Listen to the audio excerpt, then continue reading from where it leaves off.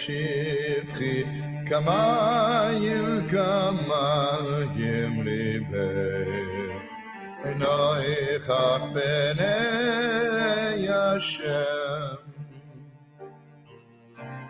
Shivchi kamayim kamayim libe Enoichach B'nei Hashem. Kamayim, kamayim libeh. V'noichach b'nei Hashem. Kamayim, kamayim libeh. Noichach b'nei Hashem. Ujiri kamayim libeh. Noichach b'nei Hashem. Sheyeke kamayem kamayem lebeh noichach b'nei Hashem. Sheyeke kamayem lebeh noichach b'nei Hashem.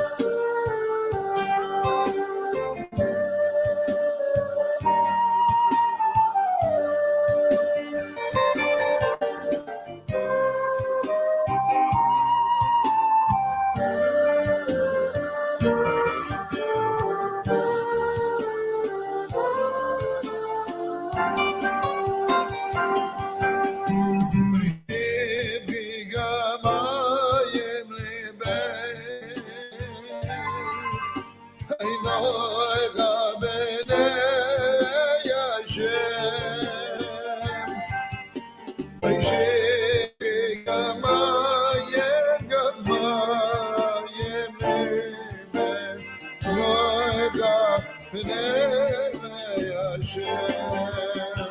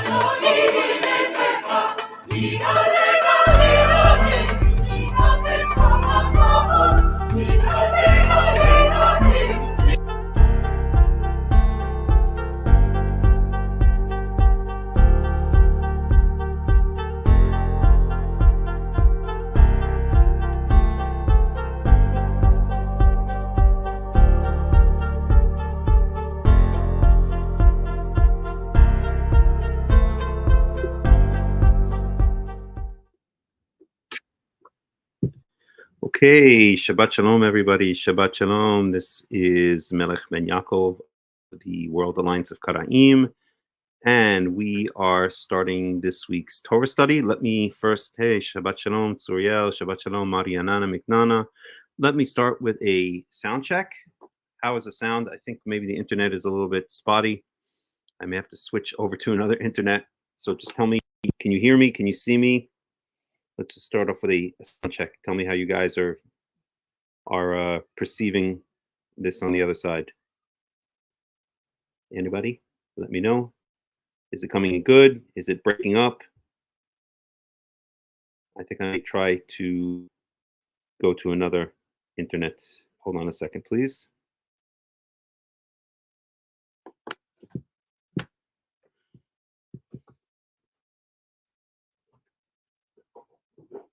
Okay, if that's the case, then we'll continue. It's all good? Okay, very good. Okay, so let's start off with, so we're going to be studying Leviticus chapter 18 today. This is the laws of sexual morality, or the prohibitions against sexual immorality, and it goes into some gory detail. I will, of course, be making lots of jokes about this. So, for you guys down in the South, please pay special attention to this chapter, especially when we cover incest. Just a joke. My Southern friends know that I love you guys. Just a little joke. Never hurts to do a couple of incest and roadkill jokes, right?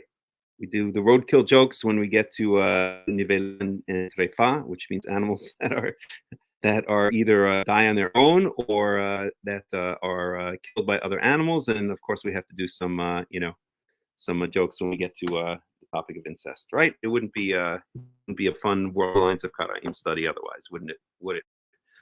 I remember there was once a comedian that I saw many years ago, and he says, I visited the South a couple weeks ago, and this guy walks up to me and he says to me, Shabbat Shalom from Connecticut. We're in Connecticut, Peter Jordan. We're in Connecticut. I went to college in Connecticut. So this guy walked up to me. I was in the South last week, and this guy walked up to me, and he said, "Yeah, I'd like you to meet my wife and my daughter." And there was only one woman standing there. Okay. At any rate, New Haven. Okay, I know it very, very, very, very well.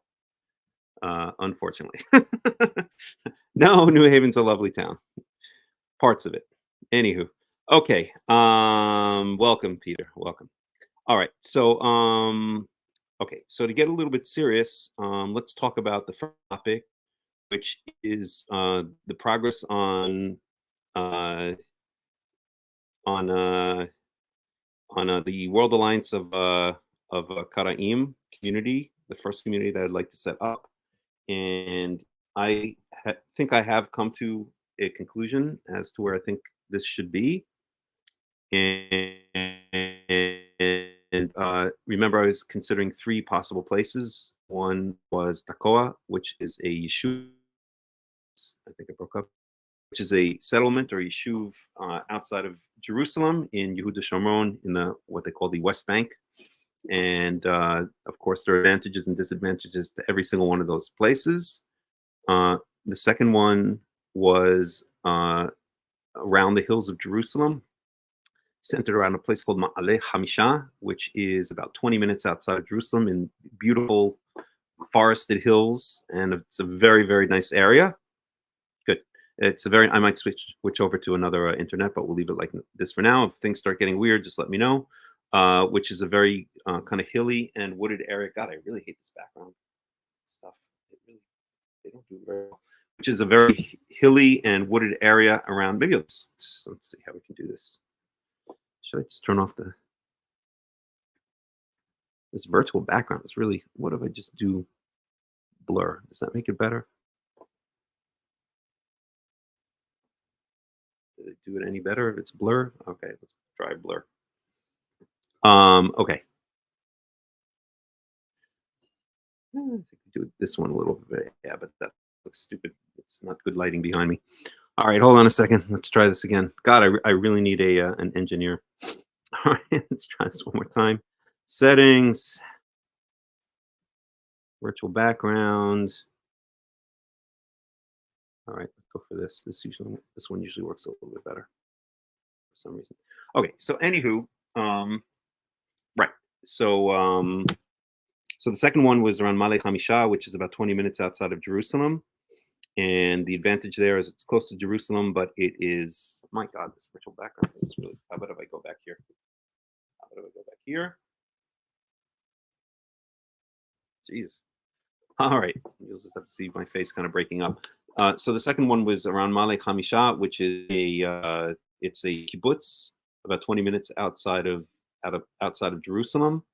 I don't actually know if you can rent or buy places on the kibbutz because it is a kibbutz. I think so. You can probably rent, but I didn't mean Ma'aleh Hamisha itself. I mean there are a bunch of other little towns and neighborhoods around Ma'aleh Hamisha, and the advantage there is it's kind of near Jerusalem, but still suburban. I would say suburban, and also on very nice hilltops with a lot of planted forests and stuff like that. Okay, fair enough, Maria. I will take your advice. And then the third place was Katzrin. Katzrin is a small city of about 10,000 people in the Golan Heights. That's where I am right now. And it is up in the Golan Heights, which is near the northern border. And the advantages here are, well, let me state the obvious disadvantage. The obvious disadvantage is there are two disadvantages. Number one, it is far away from Jerusalem, but not that far. It's about a 2-hour drive from Jerusalem, a little bit over 2-hour drive from Jerusalem. And the number two disadvantage is, of course, the situation that's going on the northern border right now. It's been quiet since I've been here. I arrived yesterday again for my third trip up here, my third pilot trip up here. It's been quiet, but the northern border with Hezbollah can open up at any time. Although a lot of people have told me that they don't think that Katzrin would be a major target. It will definitely get targeted. It's been targeted in the past with missiles and drones. But most people think it will not be a major target because it's just too unimportant a place. There are many other more important places around which would be more heavily targeted by Hezbollah, such as the large coastal cities in the north, such as Nahariya, even Haifa, Kiryat Shmona, which is right on the northern border basically, and which has been targeted a lot. Places like Tiberias, which is also about 45 minutes from here, and Tzfat. Well, Tzfat probably not such a major target either. But so so that is one major disadvantage. The other major disadvantage, I suppose, is that it is far from Jerusalem. It's far from the heart of Israel. But I think that eventually what I would like to do is set up two communities to begin with, one here in Katzrin, and then eventually when the time is right, to set up one in the hills around Jerusalem in Malech HaMishah, that area. And then people can have a choice if they want to be closer to Jerusalem and live a more suburban lifestyle, then they can do that. If they want to be out much more in a small city surrounded by lots of open land and surrounded by lots of opportunities to live off the land, whether it's agriculture or other things related to that, there's almost like a homesteading or off the grid vibe here. I mean, I don't know how many literally off the gridders there are, but it's that kind of mentality. It's like a libertarian, off the grid, homesteading, very independent thinking mentality up here in the Golan Heights. And everyone I spoke to in Katzrin said that they basically said that people who come here are weird in one way or another. They're rejects of normal society in one way or another. And I think that definitely fits us well as Karaites. Not to say that we're wrong, but we certainly are, in a certain sense, we certainly do reject mainstream rabbinical and Jewish society. So that definitely makes us kind of, out there a little bit, makes us rejects. And I think we'd fit in here very well. In fact, a number of people said something along the lines of everyone here is so different and so weird that we all fit in with each other. It's kind of a live and let live kind of mentality. So I'm thinking that the place to go is Katzrin. There's a lot of positive things here, such as the fact that people seem to be very accepting of each other. There are a lot of there's an English speaking group here. I'm not sure exactly how many, but about 500, I think, more or less, maybe a little bit less. A couple hundred English speakers, and they're very close knit. They seem to all accept and tolerate each other's differences, and they seem to be very into helping each other out. Like if somebody needs a ride somewhere, or if somebody needs a place to stay for a while, all this kind of stuff. They seem to be very, very into dedicated to helping each other out, because you're here kind of alone in the middle of nowhere. It's not really the middle of nowhere. I'll get to that in a second, but it can get the feeling sometimes that it's a bit in the middle of nowhere. And so people really rely on each other, and to really rely on each other, they have to tolerate each other's differences a little bit, and they do. They seem to really tolerate each other's differences. And not only that, I've had discussions with people, and they're very independent thinkers here. I think that the Karaite community would fit in perfectly here. I think that there would be a lot of people who would be attracted to it, that are looking for this kind of thing, or looking for a more Tanach lifestyle, more true Torah lifestyle. But some of them don't even know what it is. They've never heard of it. They know something's wrong with what they're practicing right now with rabbinical Judaism, and so they kind of develop their own very independent ways within rabbinical Judaism. But I think that Karaism would really go well here because of the independent nature of the way that people tend to think here. And then, of course, there's the closeness to the land. If we want to set up our own yeshuv, if we want to set up our own Karaite community, with our own land, our own settlement, there's plenty of land available up here in the Golan Heights. The government wants to settle the land, so they give it away, as far as I understand, practically for free. They help you set up settlements, and so it would be an excellent place to move out eventually from Katzrin and break out and start up our own Karaite kind of village, if you will. So I think there's a lot of potential here, and I have made a 100% final decision, but that is the direction I'm moving in right now. I'm going to live up here for a while, and when I feel I'm ready, when I feel things are set, then I'll make an announcement. I'll say that we are starting our first World Alliance of Qara'im community. Come one, come all. Be part of it. Shabbat Shalom, Antoinette. Shabbat Shalom. I've missed a wonderful place. So, yeah, I'll be making that announcement, I think, within the next month, 3 months or something like that. And that's it. And then I will say, come on, come on, let's just do it. Build it, and they shall come. Whoever wants to come to Israel, then we can start a Karaite community here, if that is the final decision. There are plenty. It's not expensive to live here compared to the rest of Israel. There are plenty of places to rent, especially now because of the war going on the northern border. There's not a lot of demand, as you can imagine. There are plenty of places to buy. People don't live in apartment blocks for the most part. They live in houses, actual houses. You walk around Katzrin, it looks like neighborhoods, like back in the United States, like driveways and houses and sidewalks and all of this kind of stuff. And people are just very connected to the land. They're very independent. They're, like I said, very into like organic foods and homesteading and all of this kind of stuff.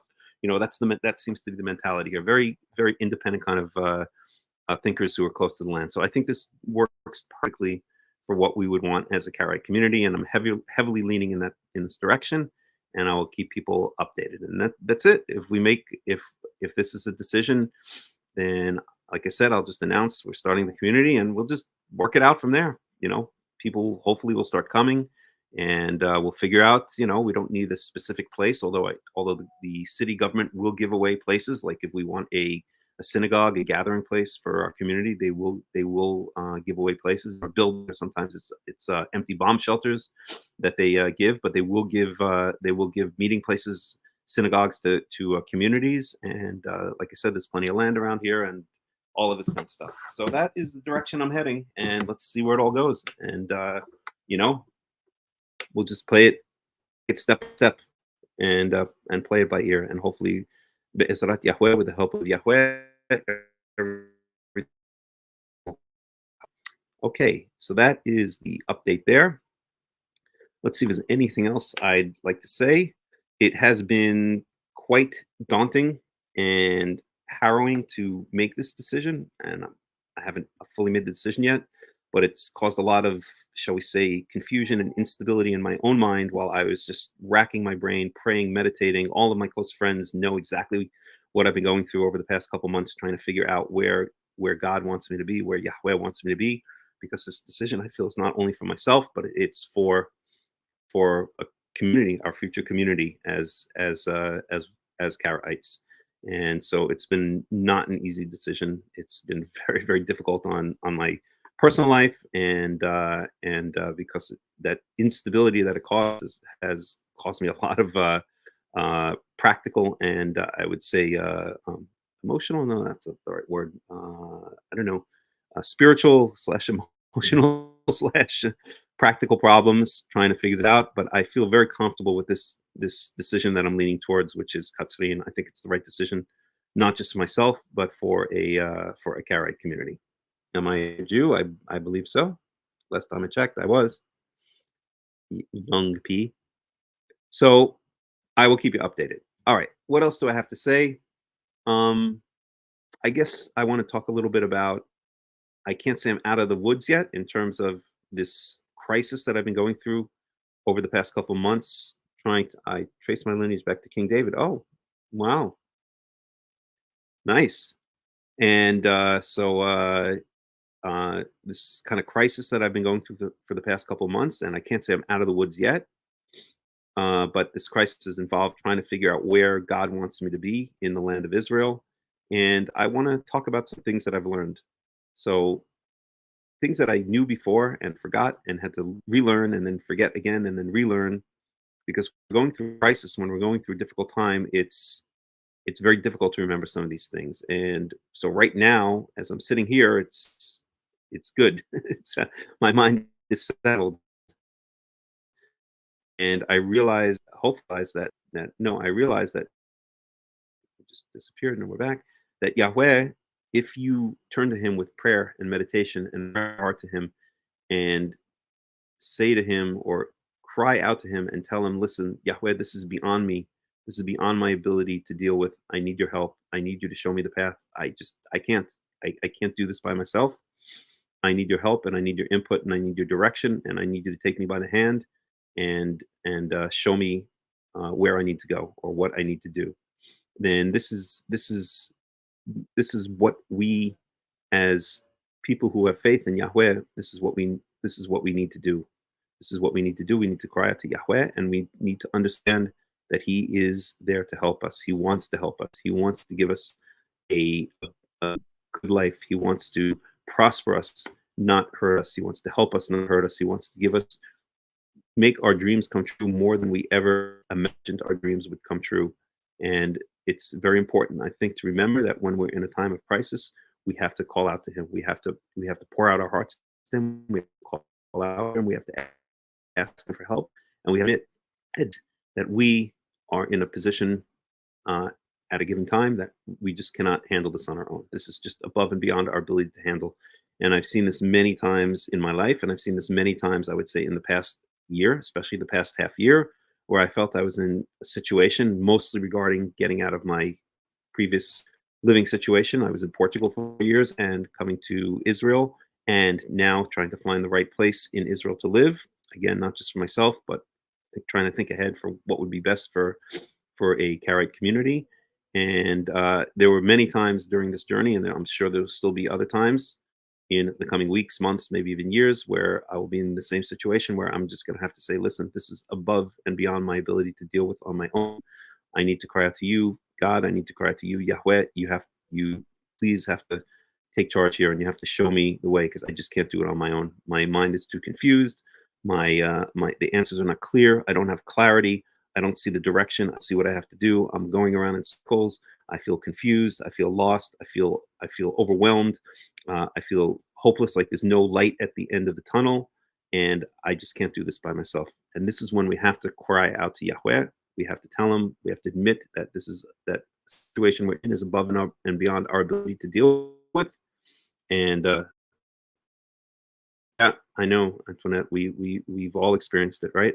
And we just have to cry out to him, and we have to admit our inability to deal with a situation on our own. And I have seen, especially in the past 6 months, I've seen many times in my life, but I've been reminded most clearly in the past 6 months that Yahweh will take you by the hand, and he will lead you through the forest to the clearing. He will show you the way when you cannot find the way yourself. And I will actually give a little vignette. I will give a little what are Jesus 100% completely. Do we believe he existed? Personally, yes, I believe he existed as a human being, meaning an historical figure, the same way Muhammad existed, the same way Abraham Lincoln existed. But I do not accept him at all, not as a Messiah, not as a king over Israel, not as a past king over Israel, not as a future king over Israel. I see him as an interesting historical figure who fought against the powers that be, and in doing so, made a name for himself, mostly after his death. I agree with a lot with his general direction. I understand what he was trying to do, but I do not attribute to him anything more than just being an historical human being who lived and died, and like every single one of us will come back as part of the resurrection, as is mentioned in Daniel 12:2, but not any more or any less than any one of us. I don't see anything above and beyond in him as an historical figure who had a very interesting anti powers that be message. Okay, so that, I hope that answers. Okay, I can't answer all these questions now. Young, is the Messiah the Antichrist for the Jews? Anywho, so yes. So getting back to this, we have to call out to Yahweh, and we have to ask him to lead us on the way, and we have to believe that he will take our hands and he will show us the way out of the forest into the clearing. Which reminds me of a story, since Antoinette is here and she was talking about the Mesa. I've been to the Mesa twice, once in 2009, once in 2013 with my friend Shia. I'm sure Antoinette remembers Shia very well. And a very independent thinking Orthodox Jew from Brooklyn. At any rate, so I've been there twice, and honestly, it's some of the most memorable times of my life, my adult life, being on that mesa in Arizona. Antoinette lives off the grid on a mesa in Arizona, in eastern Arizona. It's absolutely beautiful there. It's that whole area, the four corners area, those four states, Arizona, Colorado, Utah, New Mexico. I think that's my favorite part of the United States. It's absolutely gorgeous there. But I want to tell a story talking about how Yahweh, when I felt I was overwhelmed, I was the first time out at Antoinette's farm in 2009 in eastern Arizona. I decided to take a nice walk, a nice hike. And it was the middle of the day, or it was afternoon. Really nice. It was afternoon, or it was late afternoon. It must have been around maybe 3 or 4, maybe 5 o'clock in the afternoon or something like this. It was November, if I remember correctly. No, it was October, I believe. I think it was October, maybe early November, but thereabouts. And one of the things is, I'm sure that Antoinette, as Tony could attest to, is that at that time of the year, in eastern Arizona, up in the mesa elevations, that it's very hot during the day. It could be in the 70s, maybe even the 80s, 90s. I don't remember exactly. At night, it gets absolutely freezing cold. I'm talking about down into the teens, like 15 degrees Fahrenheit. And there was even, I remember, snow a couple of times. Okay. So extreme changes in temperature. And I decided to take a walk in the late afternoon, let's say 3 o'clock in the afternoon or 4 o'clock in the afternoon, thereabouts. And I just walked out of Tony's farm with t-shirt and jeans or whatever, t-shirts and the sweatpants, I don't remember. And started walking down a path. And the thing about the area there is everything looks exactly the same. It's completely surrounded by, I guess it's sagebrush and yucca trees and a whole bunch of other trees that if you look in any direction, it all looks absolutely completely the same. And I was wandering down this path, and then I'm trying to remember why I went off the path. I think I was with one of Tony's dogs, right? You had a bunch of dogs, Tony, and I was with one of her dogs, and I think the dog went off the path, and I followed it off the path, and suddenly I realized I'm in the middle of nowhere. I have no idea where I am, and every single direction that I look in, it's right. I remember yucca trees. I remember sagebrush, all of this kind of stuff. So I'm looking around, and everything looks the same from every single direction. All I see are these cedar pinyon pines. Everything looked exactly the same. I had no idea where I was. I was completely lost, and I felt vertigo. I felt like I was facing like a situation where I was experiencing vertigo. I had no idea which way was up, which way was down, which I don't literally mean it, but I didn't know I had no idea how to get back to Tony's farm, let alone to that path I was walking on, which led back to Tony's farm. And I quickly realized that this is more than just an unpleasant situation. This is a potentially very dangerous situation because I have no water with me. I think I had a little bottle of water, and I have no jacket with me, and the sun was starting to set at this point. And as I mentioned, and on the mesa there in late October, early November, as I remember, it gets freezing cold at night. I'm talking about 15 degrees Fahrenheit. That's like minus 10 degrees Celsius for those of you who follow Celsius. And I started to freak out. I started to panic, and I said, "This is it. This is the end of me. The sun is going to set. It's going to get dark.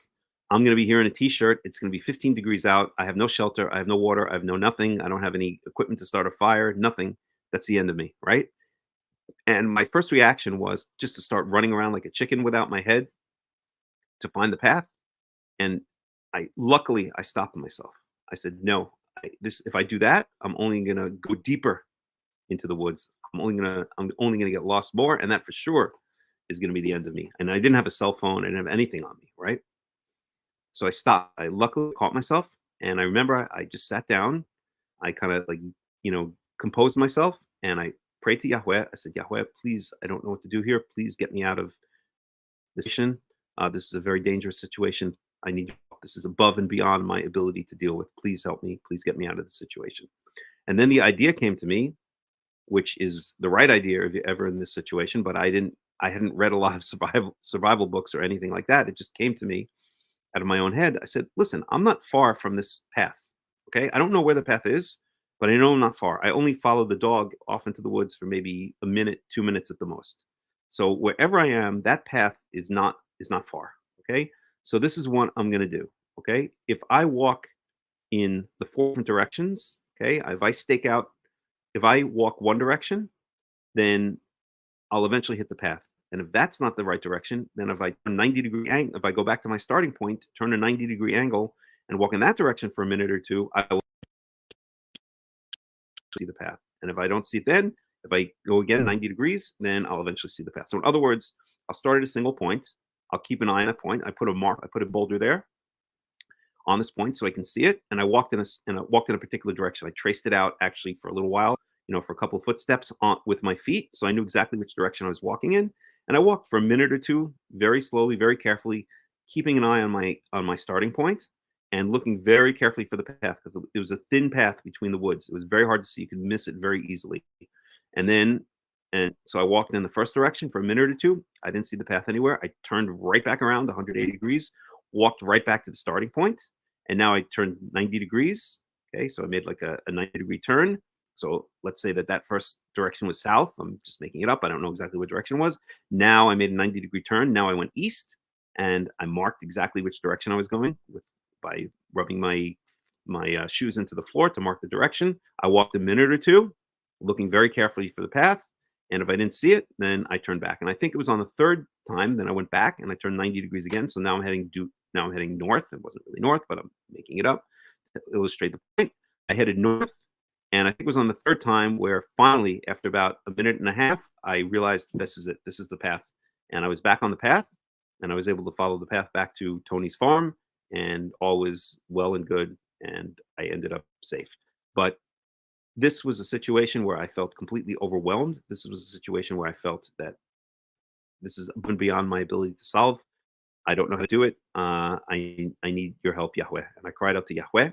I prayed to Yahweh. I remember, I think I even got down on my hands and knees and maybe even prostrated, maybe even bowed down and called out to Yahweh. And I said, please help me. And then this idea popped into my head that this is what I need to do. And I made it back. And I think that's a paradigm for what we have to and what we need to do when we feel overwhelmed in life, when we feel that we're in a situation that we just can't handle. Because if we have problems, then the answers, if we have problems that overwhelm us, if we have problems that are above and beyond our ability to solve on our own, then the answer has to come from a higher source. It has to come from a higher place. It has to come from outside of space and time, from some origin, meaning Yahweh, of course, some origin that we ourselves cannot tap into through our own intellect.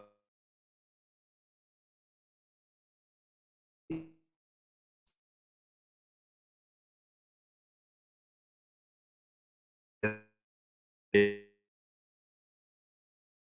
implants thought in a direction in mind, and in doing this out of situation early and proverbial. Okay, let me know when it's back. Let me know when it's back.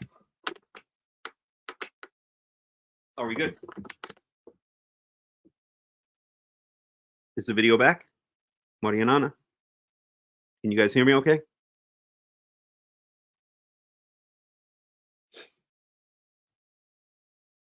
Back. Okay, good. So the solution has to come from outside of our three-dimensional world or four-dimensional world of space and time. It has to, the connection is terrible. Okay, I hear you. Let me see if I can maybe go onto a different internet. Let me see.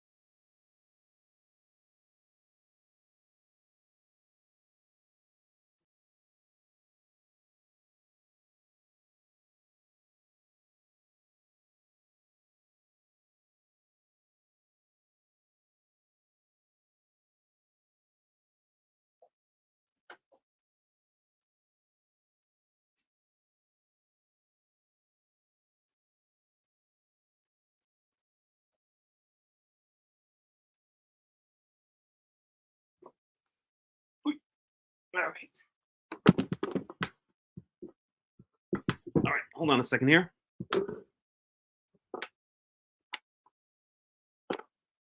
Is it better now?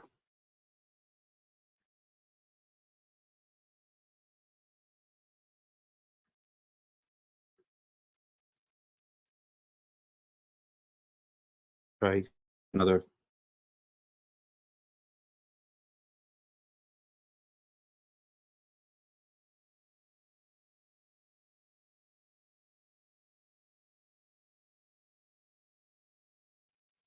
Okay, let's see if it's any better now. Is the connection good now? Seems better from my side. I hope so. Let's see. Can you guys hear me okay? Can you guys see me okay?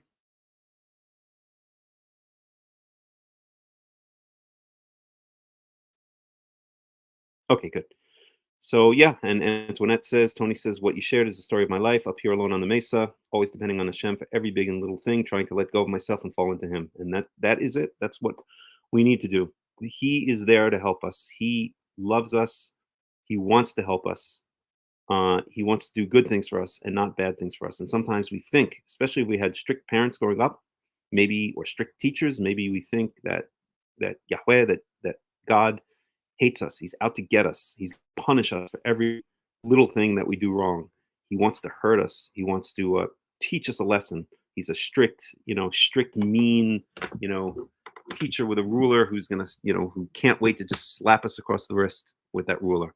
And the fact of the matter is, he's just the opposite. He wants to help us. He is a loving, merciful, helpful father who loves his children and knows that he can't do everything for us because we have to do certain things on our own. We have to learn our lessons. We're here in this world.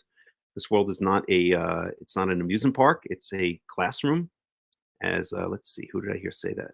I heard someone say that just the other day, but it's the truth. We have to think of this life, this short time we're on this world, 60, 70, 80, 90 years, as a classroom. We're here to learn lessons. And Yahweh has only a very short time to teach us these lessons. And these lessons are lessons that are going to last us for eternity, that are going to last us forever. So if he's tough on us, it's because he loves us. Shabbat shalom, Hitan Avior. If he's tough on us, it's because he loves us, because he knows he has only a very short amount of time to teach us the lessons that we need to learn to hold us in good stead for eternity. And that this life on planet Earth is just a temporary time. It's a classroom. Everything we're going through will pass at one point or another. And he sees what is best for us. If we follow after him, if we cry out to him, and it does not mean being a perfect person. None of us are perfect. I am far from perfect. I can 1000% assure you that is the case.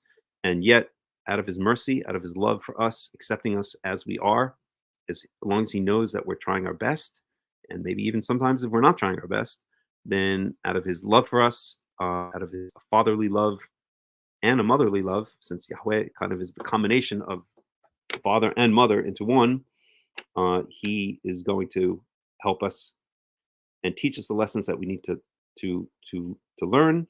And one of the lessons that we need to learn is to rely on him when things are above and beyond our ability to solve ourselves. So if you're going through a difficult time that is overwhelming, you feel you're just lost, you're confused, you're overwhelmed, you cannot deal with situations on your own, you just don't see your way out of the situation you're in, then fall into the hands of Yahweh, cry out to him, bow down before him, cry out to him, do whatever you have to do, literally cry if you have to, write, journal to him, talk to him constantly, do whatever, meditate, whatever it is you think you need to do to have that conversation with Yahweh, do it and ask him to help you out of the situation that you're in. Admit your limitations at this point in time and ask him to take your hand and show you the way out of your current situation to a much better situation. And I guarantee you, he will. I guarantee it 100% because I've seen it so many times in my life. It might not be immediate. It might not be in the way you want it to be. It might not be the answers you want. But if you cry out to him, he will answer and he will help you. Okay, so that is my opening monologue for the day. We're now going to get into a little bit of Torah study. Let me put on a little bit of music while I bring the sources up, and then we will continue.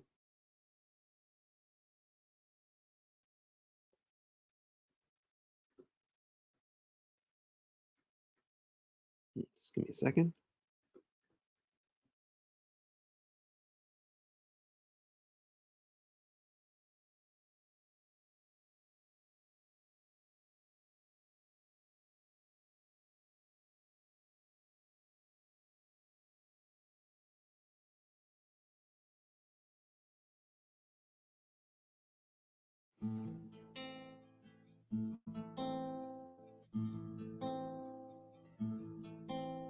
שיר למעלות, אשא עיניי אל ההרים, מאין יבוא עזרי, עזרי מעם השם, עושה שמיים וארץ, אל ייתן למות רגליך, אל ינום שומרך,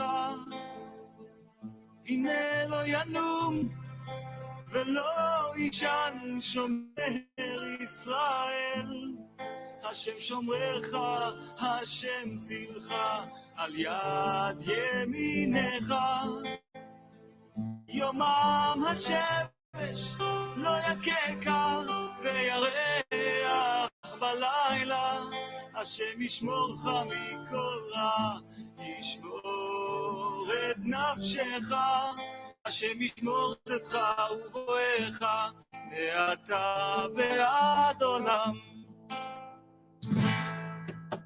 שיר למעלות, אשא עיניי אל ההרים, מאין יבוא עזרי, עזרי מעם השם, עושה שמיים וארץ, אל ייתן למות רגליך, אל ינום שומרך, הנה לא ינום ולא יישן שומר ישראל, השם שומרך, השם צילך, על יד ימינך, יומם השמש לא יככה וירח בלילה, השם ישמורך מכל רע, ישמור את נפשך, השם ישמור צאתך ובואך, מעתה ועד עולם.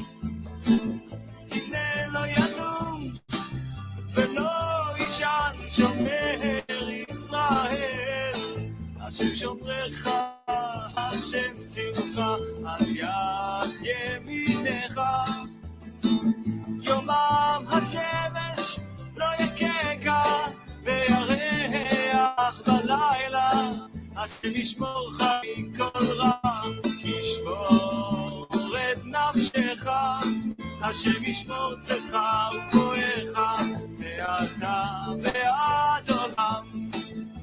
אוי אוי אוי אוי אוי, שיר למעלות, אשא עיניי אל ההרים, אוי מאין יבוא עזרי, עזרי מעם השם, עושה שמיים וארץ, אל ייתן למות רגליך, אל ינום שומרך, אוי אוי אוי אוי אוי, שיר למעלות, אשא עיניי אל ההרים, אוי מאין יבוא עזרי. Okay, welcome back. Welcome back. Let's hide this. This gets hidden. This gets shown. There we go. Okay, let's do a quick sound check.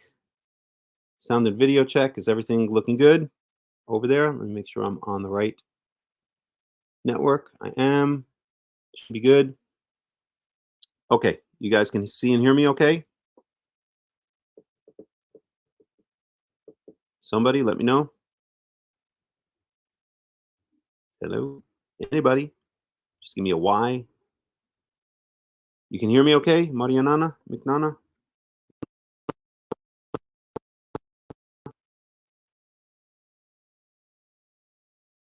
All right, I'm going to assume that the answer is yes. Okay, so we're going to dig into Leviticus chapter 18. Let me share the screen.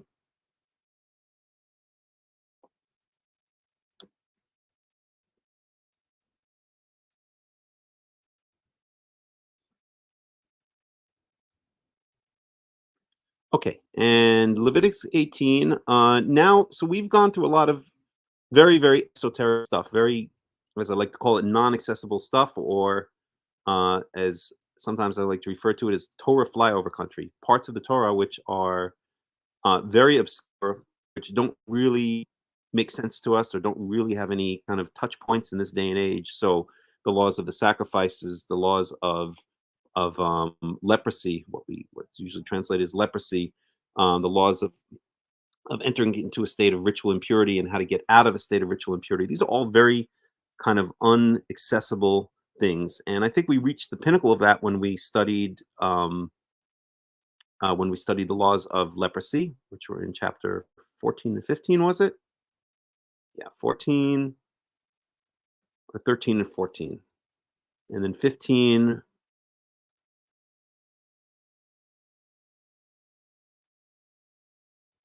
okay, 15 was a bit more accessible. That was about discharges from the genitals of males and females. 16 was the details of the Day of Atonement, where we learned that Yom Kippurim, the Day of Atonement, is really more about atoning for any uh, impurities or any missteps in the very detailed laws of the systematic worship of Yahweh, whether it's in the sacrificial system, especially in the issue of approaching or coming into contact with the tabernacle area while in a state of ritual impurity, and so on. Then we spoke about 17, or we studied chapter 17 last week, which was very interesting. This was about the prohibition against eating blood. We asked the question as to whether the prohibition includes all animals or does it just include mammals and birds. I think that's a question that's still up in the air, but we did compare it with Genesis chapter 9, 8 or 9, chapter 8, can't remember. And Noah gets off the ark and is told not to eat the blood of any animal, and it seemed to go through an exhaustive list of all the different types of animals. So maybe the conclusion is, in general, that we don't eat the blood of any animal, but it mentions specifically here the mammals and the birds, or basically the kosher animals, and the kosher birds, because the context here is animals that might be given as a sacrifice. So we spoke about that last week, and yeah, and then we spoke about, of course, roadkill. So now this is where, okay, so we spoke about roadkill. Okay, so anyone, whether native born or foreigner. Foreigner means a ger, what we would call a convert in this day and age, who eats anything found dead or torn by wild animals. Okay, listen up, my southern friends. Okay, must wash their clothes and bathe with water. Or they will be ceremony unclean until the evening. So really, apparently, God knew about life in the South, in the United States, in the South. He deals here with roadkill, and now he deals with incest. So my southern friends, I really need you guys to listen up. This is really, really for you. You're not allowed to marry your mother. Okay, you're not allowed to marry. You're not allowed to marry your dog. Okay, just, I know it's a little bit difficult, but try to pay attention. Okay, I'm sorry, I can't resist. All right, no more southern jokes, I promise. Okay, all right, let's dig in a serious manner. We are now in Leviticus 18, and we're going to be speaking about the various laws of sexual immorality, which are forbidden. And yeah, there'll be a lot of interesting things to say about that. Not all is as straightforward as it might seem. For instance, the laws of incest. There are certain relationships which are not explicitly mentioned as being forbidden, which anyone using their common sense would think also that they are forbidden. Okay, and we'll talk about that as we get to it. let's dig in. Let me switch over to the Hebrew. And let me bring up our old buddy Robert Alter. Hey, get back here. Get back here. Why is it not doing it? Oh, shoot. What's going on? I have to refresh that.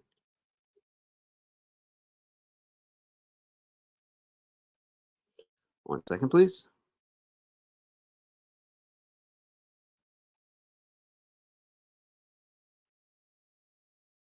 Numbers, Leviticus 18. What is going on here? Okay, I have to refresh these pages. Maybe they came up while the internet was not working well. Let's try this again. Give me a second here. All jokes aside, one sec, Marianne. Okay.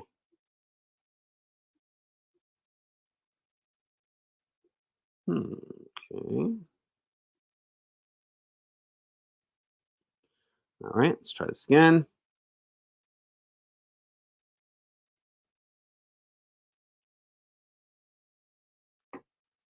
Okay, that looks a little bit better. So Leviticus, no, what is going on here? All right, I'll just go to 17. I don't know why. Maybe there's a problem with the PDF file, specifically for Leviticus 18. Okay. Exodus. I think they forgot to include the link on. That's what's going on. Okay, we're good. Okay, I'll just have to scoot ahead here from 17. All the commentaries. 18. And the same here.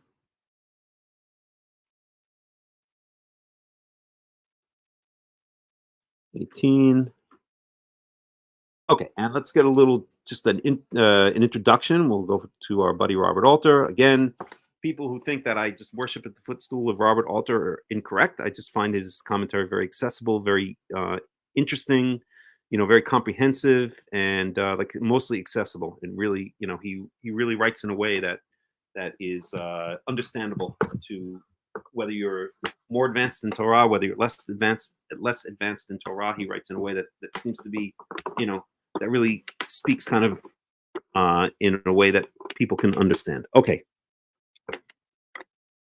So, all right, let's go back to Leviticus 18 in the Hebrew.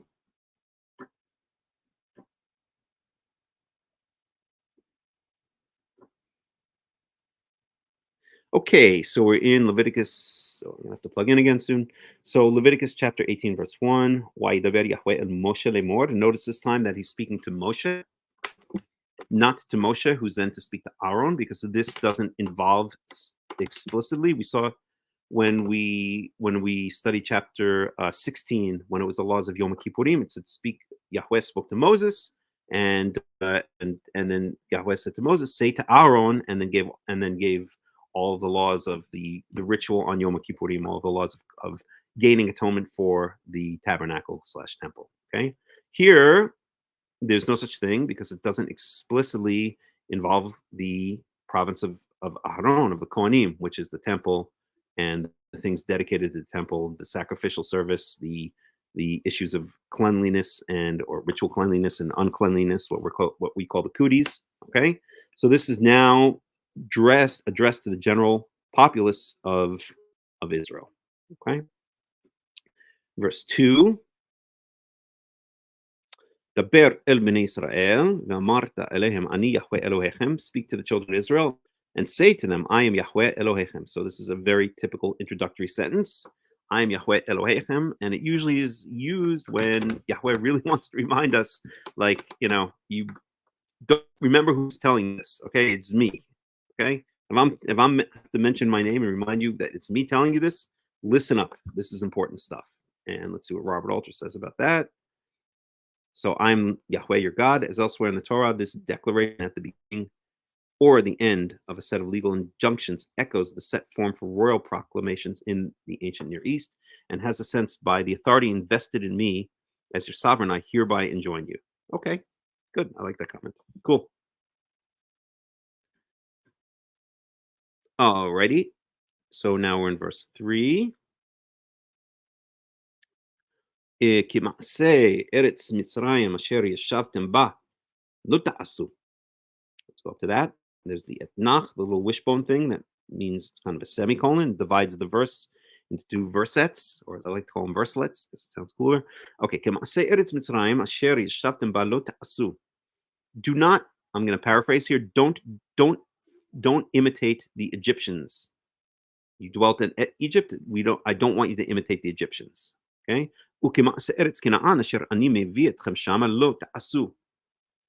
And do not imitate the Canaanites, where I'm going to bring you, the land, into whose land I'm going to bring you. Do not go in, do not follow their laws, do not follow their ways. Okay? So if you remember, it's very interesting here because the Torah takes place for the most part in the desert, right? At least the book of Exodus, once the Israelites exit Egypt, through the very end of the book of Deuteronomy. It's all in the 40 years wandering in the desert. Okay? The book of the Torah never covers the time where Israel actually enters into the land, aside from the time they go in there as spies.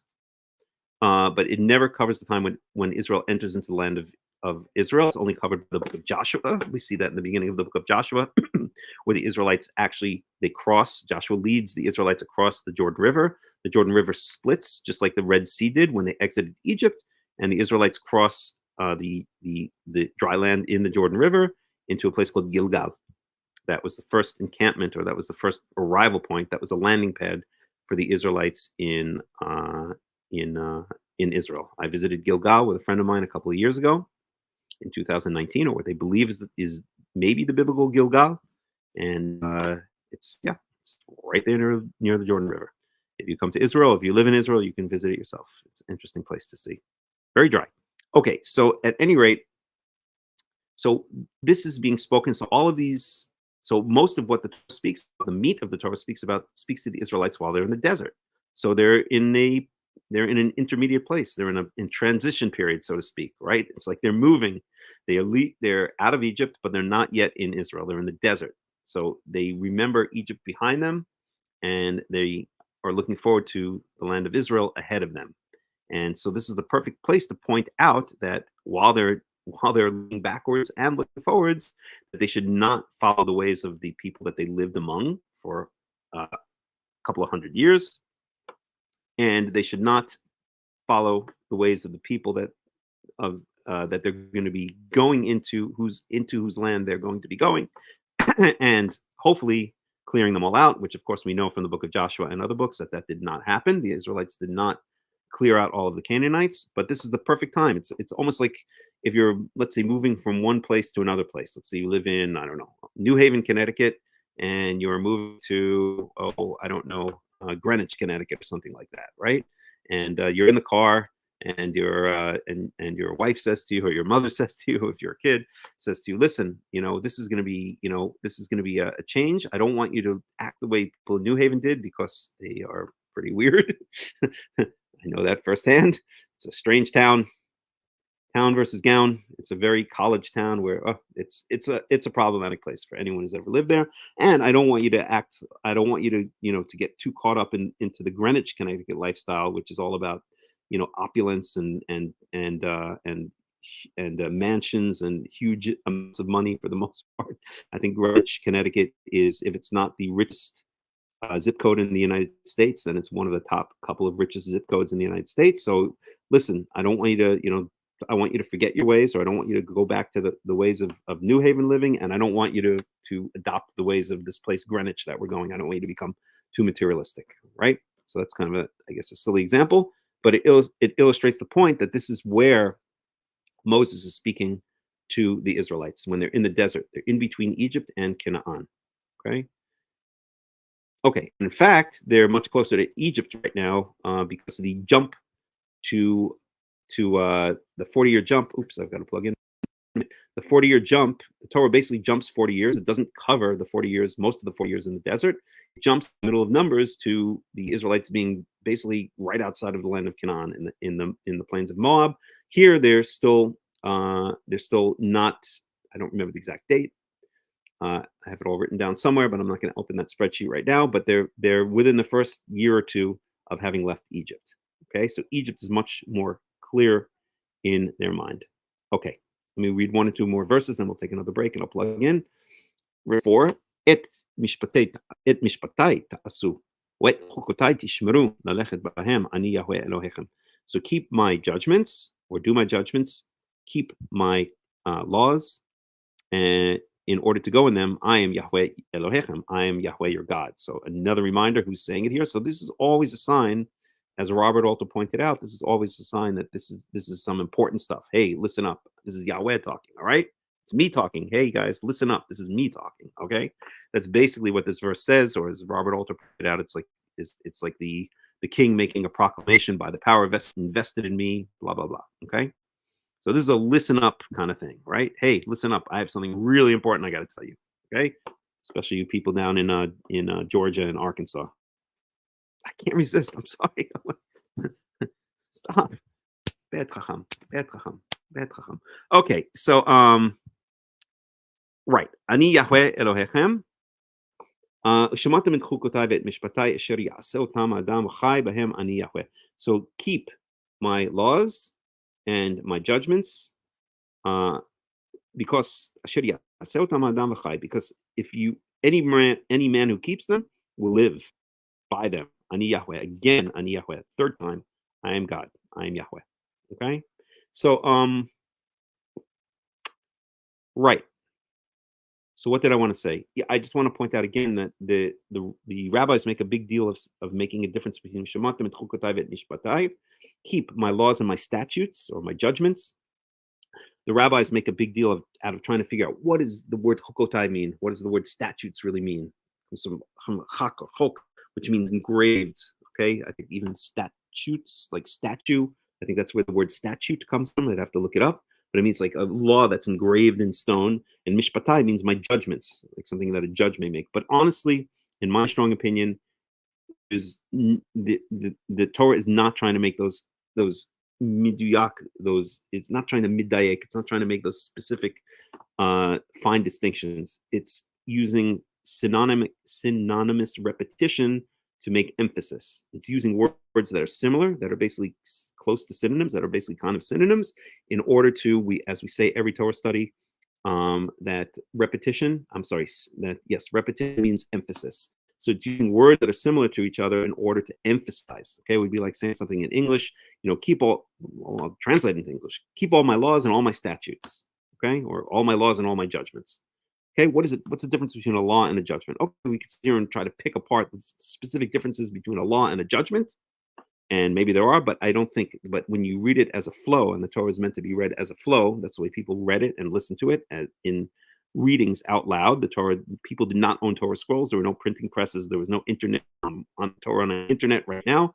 Okay, there were very few Torah scrolls, and when it was transmitted, it was usually done in public readings, usually by either the Kohanim or the Levites. And so when you read it, right, and you hear my laws and my judgments, it's repetition creates emphasis. Like, make sure you keep these laws. Okay, that goes very well in line with the 3 times that we saw Ani Yahweh Elohechem, I am Yahweh your God. Here, Ani Yahweh Elohechem, I am Yahweh your God. And here, Ani Yahweh, I'm Yahweh. Okay? All right, I think I need to plug in. So just give me a minute here. I will not stop should I put on music? All right, I'll put on some music and I'll be back in just a couple of minutes because we are running out of battery.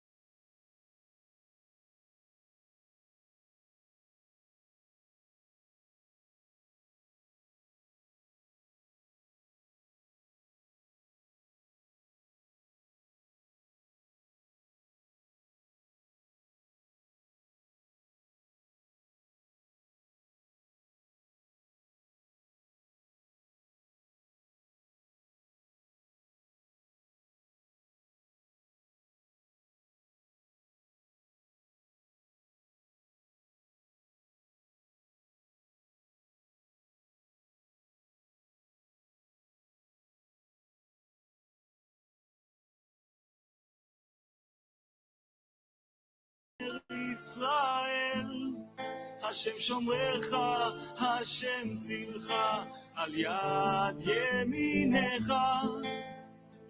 יומם השמש לא יככה, וירח בלילה.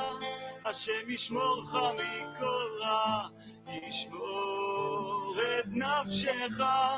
השם ישמור צאתך ובואך, מעתה ועד עולם.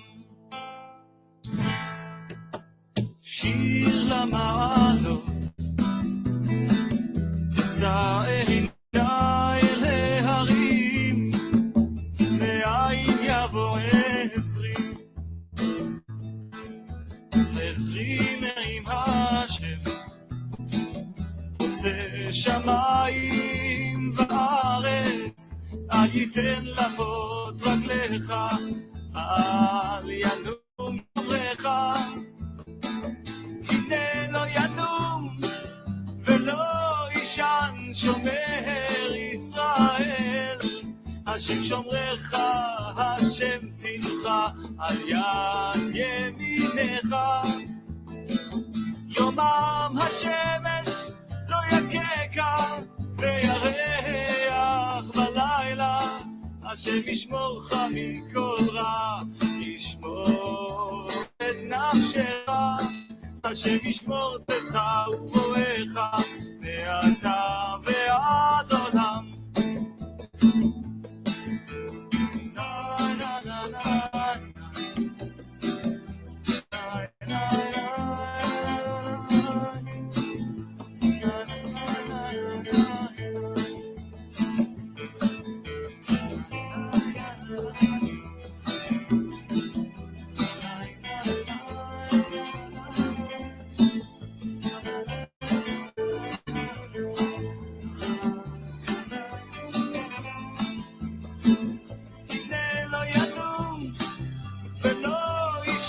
שומר ישראל, השם שומרך, השם צילך, על יד ימינך. יומם השמש לא יככה, וירח בלילה. השם ישמורך מכל רע, ישמור את נפשך. השם ישמור צאתך ובואך, מעתה ועד עולם. אוי אוי אוי אוי אוי, שיר למעלות, אשא עיני אל ההרים, אוי מאין יבוא עזרי.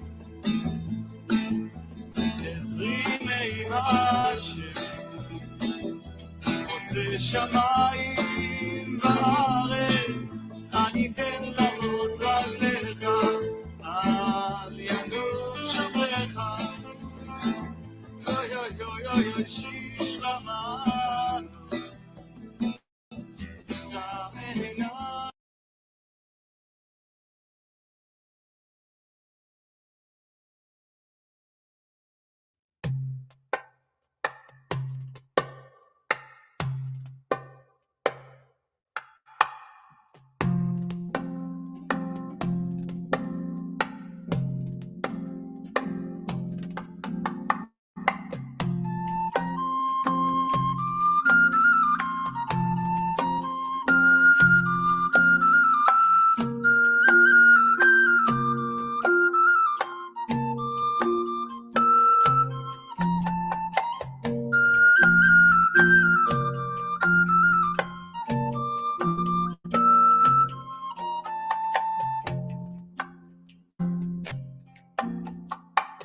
Alta, alta es la luna cuando empieza a esclarecer, y yo hermosa y sin ventura nunca llegué a nacer.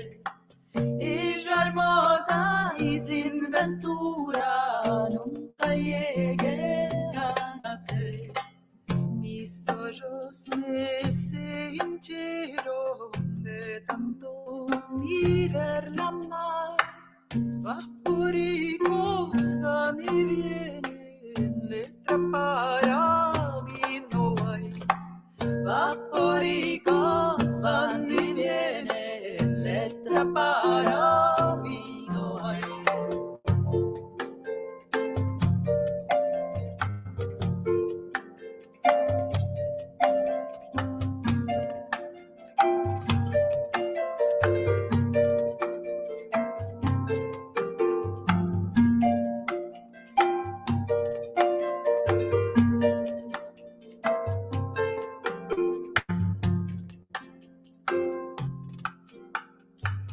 Mi querido es hermoso, dos caras tiene con él. La una que arrollada dos, la otra que echa sheshbesh. La una que arrollada dos, la otra que echa sheshbesh. Mi querido es alto y vano y una vara de expander. Mi madre hizo colada, lo metió a detener. Mi madre hizo colada, lo metió a detener. Da, da, da, da, da, da, da, da, da, da, da, da,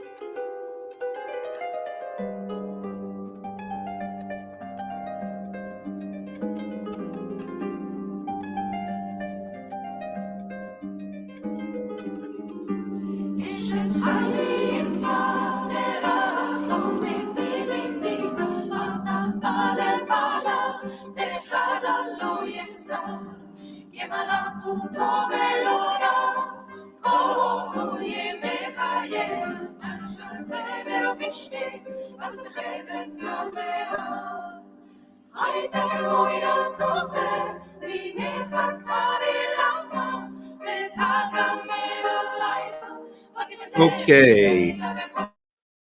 Okay, we're back. Let me share the screen correctly.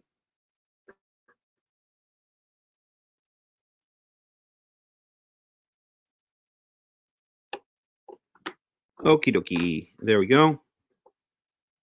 Okay, so that's the intro, okay? Yahweh, listen up. I got something to say. If you want to live, okay, then don't imitate the Egyptians. You lived with them for 200 and I don't think it was 400 years. That's another story. 230 years. I think the 400-year count was from the time of Abraham, but that's neither here nor there. And you're going in to live among the Canaanites. So basically, you are surrounded by total scum. Okay, where you were was one type of scum. Where you're going into is another type of scum. And don't follow them. Don't be like them. Okay, you're in a bad neighborhood, and you're going to go in and you're going to gentrify the place by not following them. Okay, all right. So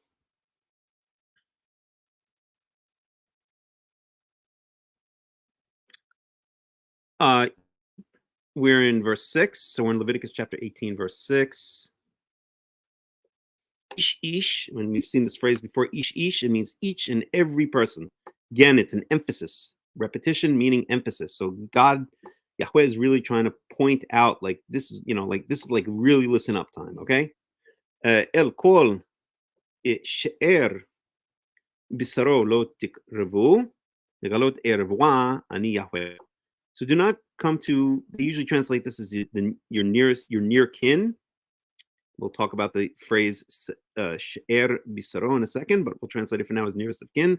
Lo tikravu ligalot erwa. Do not approach to reveal their nakedness. We'll talk about that phrase in a second. Ani Yahweh. So these are phrases we're going to see, especially the ligalot erwa, and that's these two words right here. Just for those of you who are still working on your Hebrew. So that's ligalot erwa, and literally means to reveal the nakedness. Okay, this is a euphemism. The Torah, when it speaks about things such as sexual stuff, or even bodily functions, like going to the potty and stuff like that.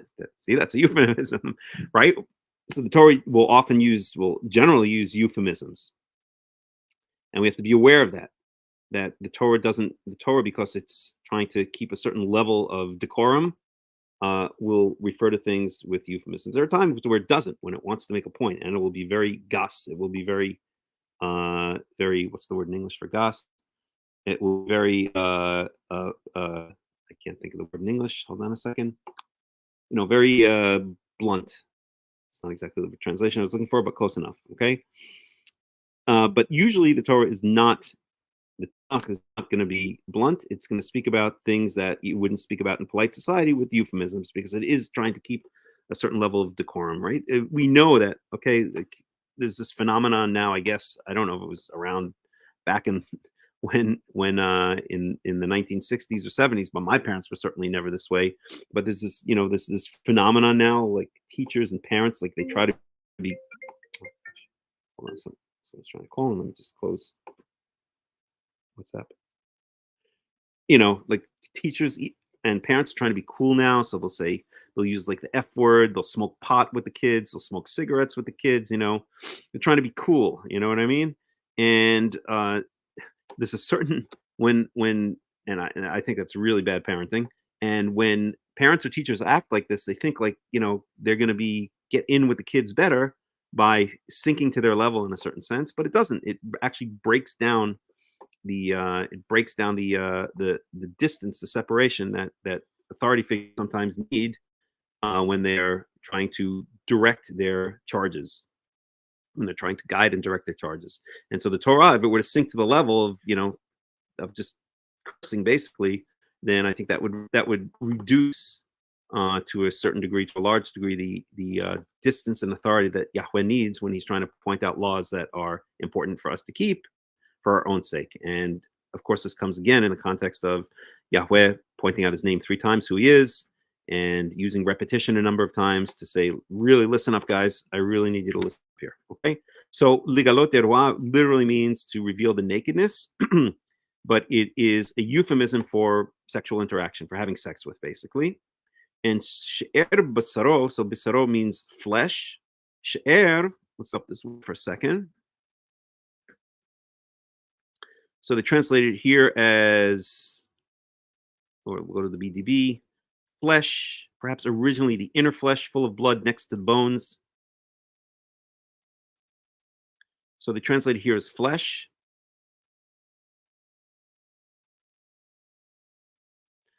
And we could look, Psalm 78:20, just to see how it's used there.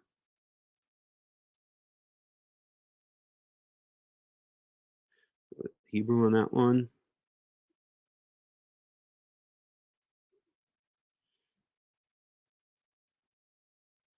$70.20.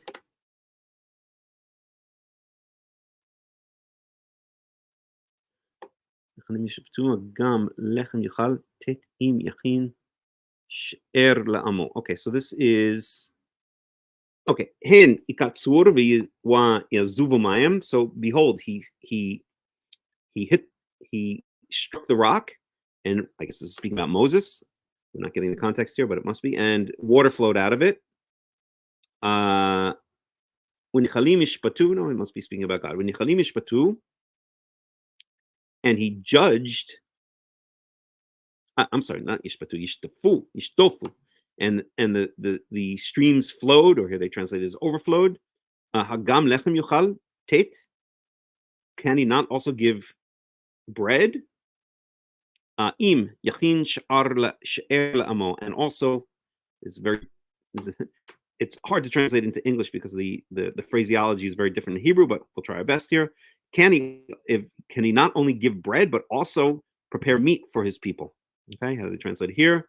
Can he give bread? Also, can he provide flesh for his people? Okay, so here they translate. So this is where she'er is translated as meat or flesh. Okay, and so that is the basic meaning of the word. But when it's used in this phrase here, she'er b'saro, so literally it means like the flesh of his flesh. Okay, the meat of his meat or the flesh of his flesh. And again, it's a euphemism for close relatives, basically for nearest of kin or close kin. Let's see how Robert Alter translates that phrase. So that's not a euphemism per se, but it's an idiom which means close kin. Okay, basically close family members. So, verse 6, Robert Alter translates that as this is 18. Where were we? No, this second close out. This second close out. 18:6, 18:6, 18:6. So, no man of you shall come near any of his own flesh. So, that's how he translates his own flesh. So, what does he do? He takes the erbis basaro, which is really means flesh of flesh or flesh of meat, and emphasizes the again, or shows that repetition, right? It basically means flesh of flesh or flesh or meat of meat. It's showing that repetition means emphasis, and translates it as his own flesh, right? Points out that emphasis of his own flesh. He has a comment there. Let's read some of these comments. Go back to verse 3. So the deeds of the land of Egypt, the deeds of the land of Canaan, were such deeds, singular in the Hebrew, of incest and related forms of sexual license endemic in Egypt and Canaan, and not prevalent in Mesopotamia and Phoenicia, which go unmentioned here. Despite the presence of sister-brother marriages in the Egyptian royal house, and perhaps even beyond it, the association of both countries with unbridled sexuality surely cannot be grounded in historical observation. I agree. They were probably no worse or better off than many of the other surrounding countries. But the point is that this is where the Israelites were and will be. And I'm sure he's going to point that out. Egypt and Canaan are no doubt invoked because these are the two pagan countries in which Israel has collectively resided. Otherwise, the identification of both countries as theaters of sexual license may be attributed to a widespread reflex of projecting uncontrolled sexuality on the cultural other, blah, blah, blah. Okay, we don't need all that. Okay, their statues, chukot, as elsewhere is translated statutes. Its etymological primary sense, things inscribed, right? We mentioned that, like a statue. In order to maintain the counterpoint with God's statutes in the next verse, the meaning and context, however, by a kind of metonymic slide from law to action is something like habitual practice. When the same term, okay, we're going to skip that. It's a little bit technical. Okay. No man, the male is singled out, ish, speaking about this verse 6 here. So ish literally means man. That's literally what it means. He translates it as no man. And he points out that the male is singled out. One infers because he's assumed to take the initiative in sexual acts. An exception here is verse 23, is the woman engaging in bestiality. So I disagree with that because we've seen other places where ish is used to mean men and women. I'm not going to go search it out right now, but we've spoken about this phrase ish, which means any human being, any person at all. And in some cases, it clearly includes both men and women. So I actually disagree with him on that comment. I actually think this comment is probably coming from a kind of feminism, a feminist point of view, like men, man bad, woman good kind of thing, right? So the male is always the sexual aggressor, is what he's trying to say here. And I think he's a bit taken in by, feminist ideology. Okay. So, just give me a second here. Let me grab some water.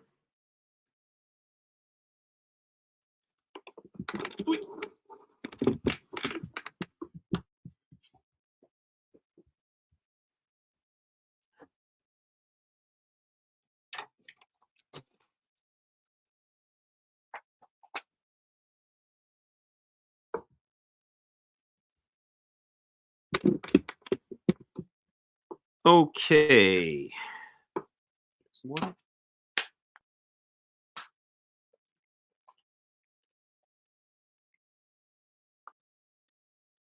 I needed that. Okay. So, where were we? Okay, so we're reading Robert Alter, verse 6, his own flesh. This phrase follows an idiomatic pattern of placing two synonyms together in construct state. This is what we're talking about, right? It really means flesh of meat, or meat of flesh. Here, the she'er and basar, both of which mean flesh, in order to indicate the emphasis on or superlative. It's exactly what we said. Repetition means emphasis. It doesn't have to be the same word. Can be the same word that's repeated twice, like ish ish, man man, or it can be two words which are synonyms, as we see here. Where was it? Here. She'er bisaro. Okay, his flesh of flesh, or his meat of flesh. Okay, these are two synonyms, but the repetition of the two synonyms is emphasis. It doesn't have to be exactly the same word. It can be two words which are synonyms. Okay. So yeah, that's a good comment. Let me just do one thing here.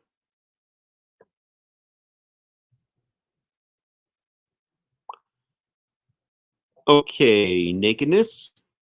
So we spoke about this. So this is this phrase over here, legalot erwa, to reveal or to uncover the nakedness, which we said is a euphemism for sexual interaction, for sex.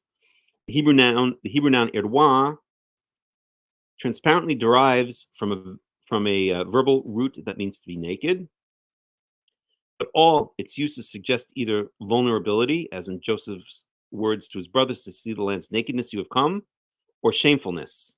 Some characterize the term as a euphemism for the genitalia, but if that is the case, it constitutes one of those instances in which the euphemism itself becomes a potent and fraught term. I have no idea what he's trying to say there, but whatever. When Saul denounces Jonathan for disloyalty to the shame of your mother's nakedness, the term verges on an obscenity, as references to the mother's pudenda are used in Arabic and other languages. I'm not sure exactly what he's trying to say there, but he translates it as nakedness. So basically what he's trying to say here, this is in 1 Samuel chapter 20, verse 30, when Samuel denounces Jonathan for disloyalty to the shame of your mother's nakedness, it's like saying your mother's, no, I won't repeat it, whatever. It's a euphemism. At any rate, I'm not sure what his main point is here. We're trying to derive something that negatively is just vulnerability or shamefulness. Okay. At any rate, it means nakedness, and the phrase here is it's a euphemism for sexual relations.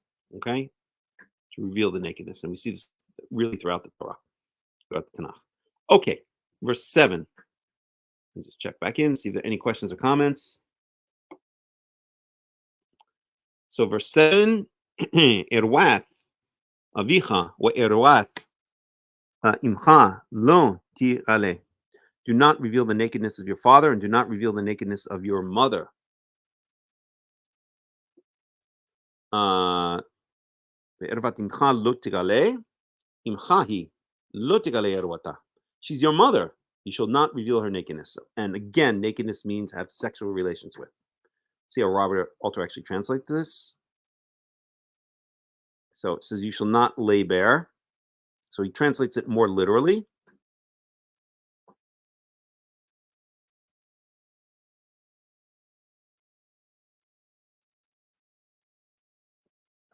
Okay. But what it really means is to have sexual relations with your mother and your father. And the Torah here basically says she's your mother. Okay. That's literally what it says here. So it says, do not have sexual relations, or do not reveal the nakedness of your father or the nakedness of your mother. Do not reveal. Imchai, she's your mother. Do not reveal her nakedness. And the focus is, of course, on the mother. Those are really sick, right? To have sexual relations with your mother. What, Oedipus complex? Verse 8, Irwat eshet avicha lo tigale, irwat avicha hi. Do not have, so I'll read it literally and then I'll read it figuratively. Do not reveal the nakedness of your father's wife. Okay, so this is not speaking necessarily about your mother, but let's say your father remarried or your father has more than one wife. So even if it's your father's wife, who's not your own mother, do not reveal her nakedness. Lo tigale erwat avicha, because it's like revealing your own father's nakedness. So don't have sexual relations with your father's wife. It's almost like having sexual relations with your father. It's kind of what it's saying. Okay, verse 9. Let's see if there's any comments here.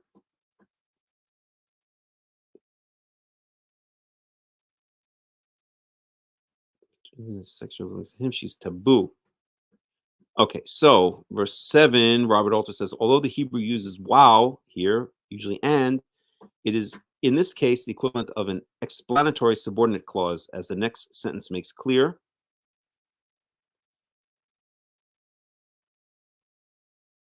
A kind of contagion of nakedness is envisaged because the mother's nakedness has been in contact with the father's nakedness, and because in the patriarchal order his sexuality belongs to him, she is taboo. Let me see what he's trying to say here, just for myself. Verse 7.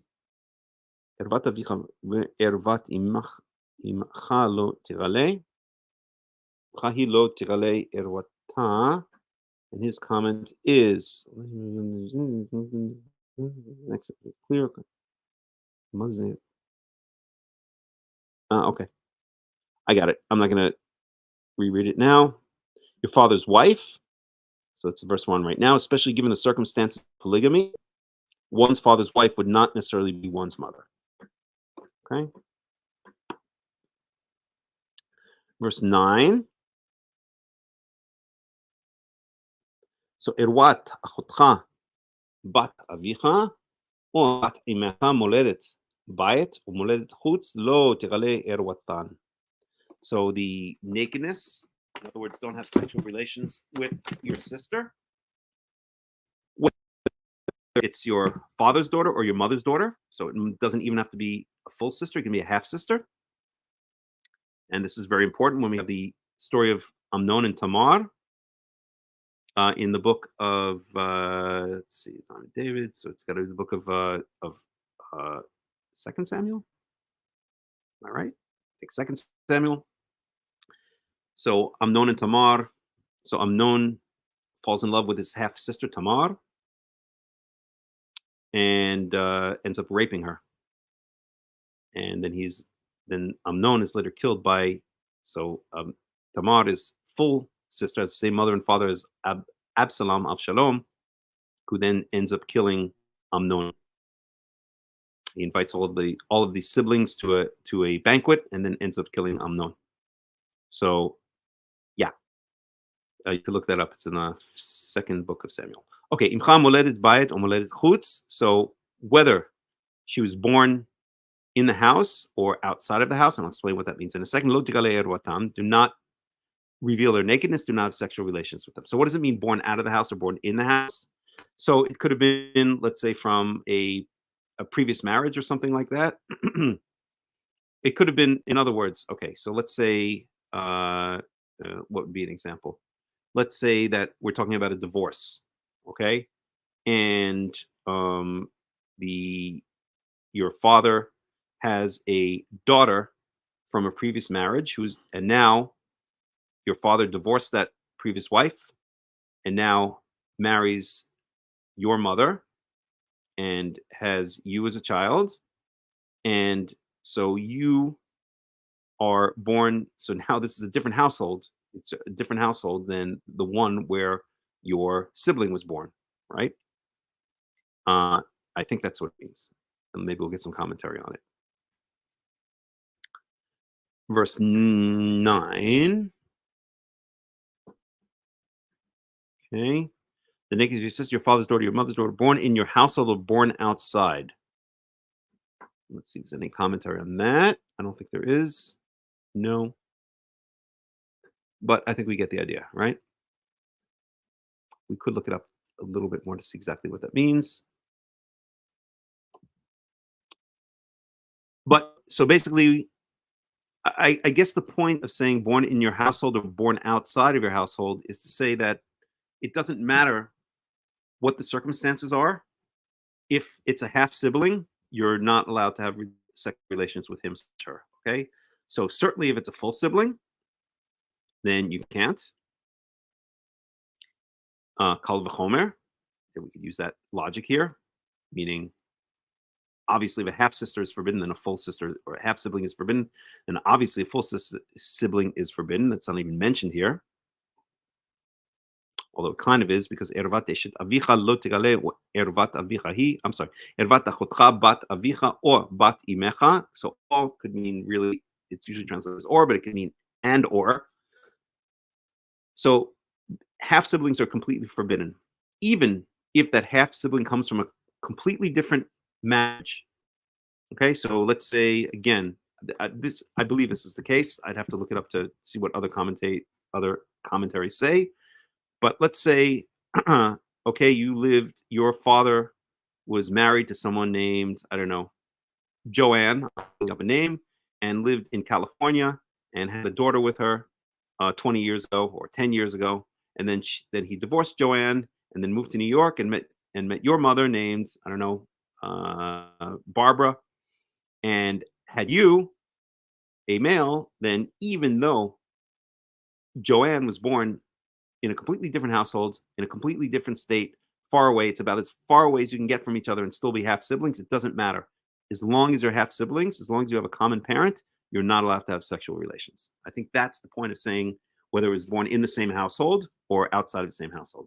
And maybe in the case of same household, it might mean a household where there's multiple wives. So that would be the same household, and maybe outside of the household or outside of the household might mean divorce or something like that. I don't know. I'd have to look it up a little bit more to be honest, but that's kind of what I think. Okay. So verse 10.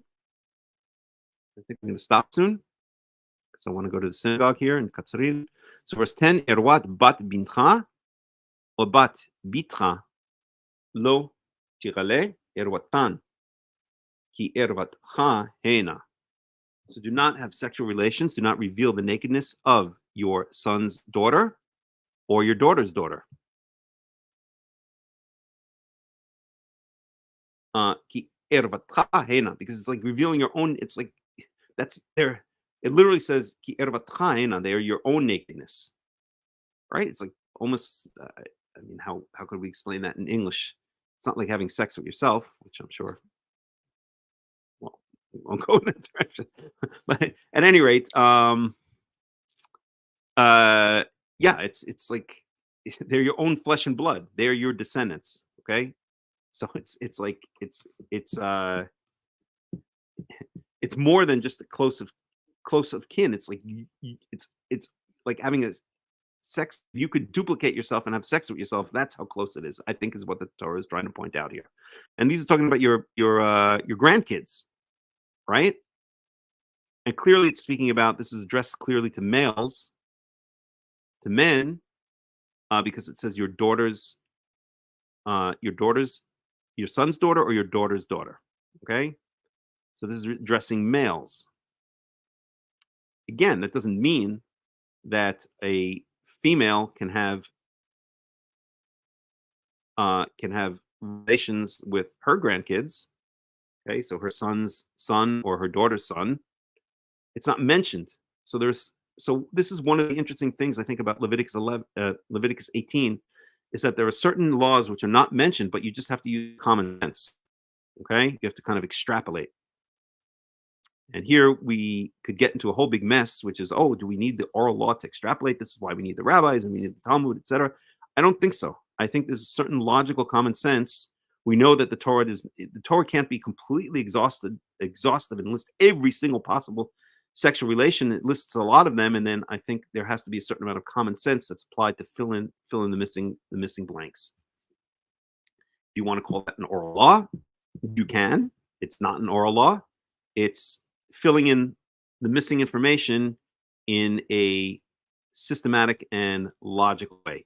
The rabbis did the same thing, except they used the fact that the Torah is not always exhaustive, and you do have to fill in further information. They took advantage of that and filled in their own stuff, which is not implied by the laws of the Torah, and then called all of that the quote unquote oral law, because it was so ridiculous that they were trying to sell it to the nation, so they had to try to convince the nation that it was passed down from generation to generation orally, since there's no written evidence for it. Okay, I hope that makes sense. It's kind of the essence of what the rabbis did, how they took advantage. Okay, cool. Oh, say hi to Justin for me, Tony. How they took advantage of the fact that the Torah requires the Torah. It cannot list every single law, because our experience as human beings is there are infinite amount of possibilities. Okay, I mean, it doesn't mention your great grandkids here, right? Why doesn't it mention your great grandkids and your great great grandkids and your great great great great grandkids or something like that, or your great grandmother, right? Some people met their great grandmother. Let's see, I met my great grandfather. I met my mother's mother's father. That was the only one of my great grandparents that I ever met. And so, people do meet their great grandparents. Why doesn't the Torah mention it? Because it can't. It's not exhaustive. It has to give pithy laws, or else there'll be no end to it, right? It's not like it's trying to get ideas across, illustrative ideas, and then there has to be a certain amount of things that are not explicitly illustrated, which are filled in using logic, using extrapolation, using logic, using common sense, and that should hopefully be done by someone who's knowledgeable in Torah and someone who's a wise person, a good judge, or a good Kohen, or a good Levite. But it doesn't. The fact that the Torah leaves stuff out is exactly where the rabbis move in, and that's like their hook to distort the Torah, because now they come in and they say, "Oh, we're not only are we gonna fill it out in a logical, common sense way, we're gonna add all kinds of other ridiculous things in there because God gave us the opening, or because the Torah gives us the opening. Since it's not exhaustive, it's illustrative at best." As a very good but secular Torah scholar from Yale University named oh God, what the heck is his name? I used to listen to him all the time, and I haven't listened to him in a little while. What's his name again? Oh God, I can't remember his name. At any rate, that was one of his phrases. The Torah is not exhaustive; it's at best illustrative. So these laws are meant to illustrate the idea, and then we, as human beings, as wise people, wise judges, wise people who are knowledgeable in Torah, are supposed to fill in the missing picture. I always compare it to like a tree with leaves. So the Torah is the branches of the tree, and we have to fill in the leaves using common sense. But what do the rabbis do? What do the Pharisees and the rabbis do? They come in and they say, God, Yahweh gave us the opportunity, or the Torah gives us the opportunity to fill in the leaves. So we could fill it in with whatever the heck we want. And we can make up all kinds of ridiculous laws. We could take advantage of this little opening that Yahweh gave us and make all kinds of ridiculous laws, like to fill in. Like we can now put black boxes on our bodies. Or we could say that you're not allowed to carry on Shabbat unless there's an eruv, unless it's a string around the neighborhood. That makes it as if it's a single private residence. Okay, so they filled it in a ridiculous way, violating the Torah, adding to the Torah, outright violating many of the laws of the Torah, because they took advantage of this necessity that the Torah enjoins us to do by not being exhaustive, but by being illustrative at best. And we as Karaites are not, and they call that the oral law. Why do they call that the oral law? Because no one would believe some of the crap they came up with if they didn't try to pawn it off on the nation as being passed down orally from generation to generation. Why orally? Because there's no written record of it, because it didn't exist, because they made it up during the Second Temple period. That's really what the rabbis did. Okay, so if I can get a little bit into Karaite philosophy here, a lot of times what Karaites do is they make a mistake when arguing against the Rabbinites. Okay, the Rabbinites will come along and say, we need the oral law to interpret the Torah. The Torah doesn't give us all of the laws. We need what they call the oral law. I will never call it the oral law. Whenever I call it the oral law, I always call it rabbinical oral law, and I always put the words oral law in double quotes, quote unquote oral law. so wait, I lost my train of thought. What was I going to say? So yes, they. Right. So the rabbis claim that we need the quote unquote oral law. We need to fill in the missing picture, and they're right. We do need to fill in the missing picture. It doesn't say anywhere here don't have relations with your great grandson or your great granddaughter. But would anyone in their right mind think that just because it doesn't say explicitly that you're now allowed to have relations with your great grandson or your great granddaughter? Of course not. It's nonsensical. Okay.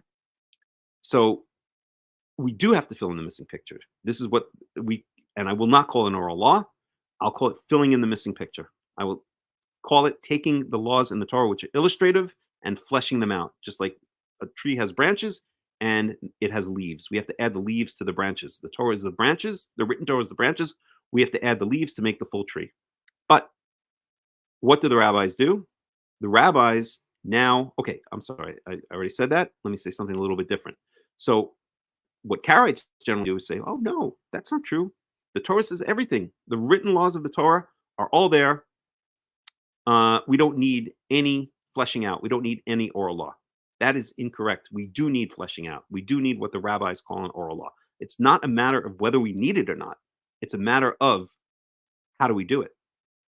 Do we do it in a logical way? I call it a minimal set. So my background is science and computer science and mathematics. A minimal set means the least amount of extra added stuff that allows the branches of the tree to come to add the leaves and become a full tree. Or do we do what the rabbis do and just go hog wild, where we just where we grow the tree into this giant monstrosity with, instead of just green leaves, purple leaves and yellow leaves and leaves that are just hanging down all over the place and just a giant mess. That's what the rabbis did.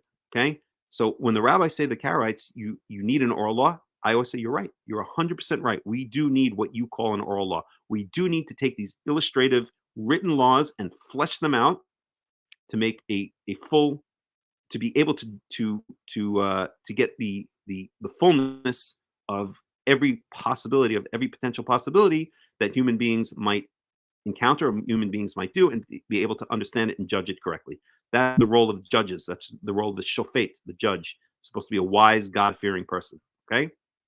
So never, if you're arguing with a rabbinite and the rabbinite say you need the oral law, don't say, no, we don't need the oral law. The Torah, the written Torah contains everything. It's not true. The written Torah does not contain everything. You will lose the argument with the rabbis, because they can show you places where clearly it does not contain everything, where clearly things are missing that have to be fleshed out. So I always agree with the rabbis. So you're right. We do need to have what you would call an oral law. The problem is not whether we need an oral law, not quote unquote oral law or not. The problem is what should be the nature of that oral law. Should it be in line in a logical, common sense, minimal set addition to the written laws of the Torah? Should it make sense, or should it be nonsensical, illogical, bizarre, as you guys have done? And then I say to the rabbis, not only that, if you guys had made it logical and common and with common sense, then you wouldn't have to call it an oral law, because the only reason you're calling it an oral law is because it makes no sense. You need to sell it to the nation. How are you going to sell your nonsense, this nonsense, putting on tefillin, the beginning of the year starting on Rosh Hashanah, making up a holiday called Rosh Hashanah, saying that the determination of whether you're an Israelite or not comes from the mother rather than the father. You can't rip toilet paper on Shabbat, because that's Kriya, or I can't remember, one of the 39 melachot, and so on and so forth. All these ridiculous laws. So you needed to take your ridiculous laws, your nonsense, and sell it to the nation. How are you going to do that? No one's going to believe you, because it doesn't make any sense. If you sit in a rabbinical yeshiva and you learn Mishnah or Talmud, especially, you're going to be like, what did I just learn? I just spent 3 hours learning nonsense. I just wasted 3 hours of my life, right? What do they say when you watch a YouTube video, which is like, clickbait, and then you watch it and it's like, there goes 5 minutes of my life down the drain. You just ruined 5 minutes of my life, right? Sit in rabbinical yeshiva for a day and learn absolutely nothing. That's why I always used to say that, I used to say pretty much that you can spend an entire day in a rabbinical yeshiva and learn absolutely no Torah whatsoever. You just learn this nonsense, what that they call the oral law. So how are you going to sell this junk, this jalopy used car that doesn't work, doesn't ride, doesn't run? How are you going to sell it to the nation? You have to make up a story about it. You have to sell it by basically using what they call an argument from authority. You have to say, well, this is coming from authority figures. This is coming really all the way back to Moses, is what the stupid rabbis will claim. The brighter ones will say, like, it developed over time, etc. But nonetheless, in order to sell it, they have to somehow attribute it to some kind of former authority figure. This is called proof by authority. That's essentially what they do. Okay, so if it goes back to Moses, as the stupider rabbis say, why don't we see it written? Why isn't tefillin written down anywhere explicitly in the entire Tanakh? Why doesn't it speak about the first of the month of the year being, or a holiday called Rosh Hashanah? Why doesn't it say any of this? It's the oral law. It wasn't written down because it was supposed to be kept orally, because that was the day that we were supposed to keep it, pass it from generation to generation. Then why'd you eventually write it down? Why is there a Mishnah? Why is there a Talmud? Well, we were afraid it was going to get lost. It was time to write it down, so we wrote it down. So the so-called oral law, which eventually became the rabbinical written law, the Mishnah, the Talmud, the Midrashim, etc., but basically the Mishnah and the Talmud, okay, was eventually written down in the post-Second Temple period. The Mishnah is attributed to about 200 CE, its authorship, and the Talmud, they say the Talmudic period is between the 200 and 500 CE. So all of this quote-unquote oral law was eventually written down. So it is a written law, okay? It's just a written law that was written down much later. Yeah, it may stretch back a couple centuries to when the rabbis gained power. It wasn't written down explicitly in codified books until 200 CE with the Mishnah. But the point is that you cannot find a written record of it going back beyond essentially the 2nd century, 200 CE. Yes, you can find there's Megillat Ta'anit, and there's evidence of the way the rabbis interpreted, even from the New Testament. There's evidence of the way the rabbis understood things. The New Testament predates the Mishnah, right? You can see by Jesus's. Again, I always need to point out, I'm not a Christian. I'm not a Messianic in any way, shape, or form. When I speak about the New Testament, I use it as an historical document if I want to prove something. And we could see that Jesus's rant against the Pharisees already gives insight into the way the Pharisees were interpreting the law.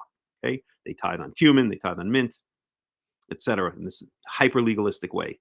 So there is written evidence of the rabbis and some of their interpretations, some of their understandings going back before the Mishnah was written down in approximately 200 CE, but it does stretch back more than 2nd century BCE. Certainly not beyond that, because why? The rabbis didn't exist before then. They made the whole thing up when they came into power. That's when they codified, or that's when they developed their kind of thinking, their kind of interpretation of the Torah. So that's it in a nutshell. Hope that kind of makes sense. Thank you.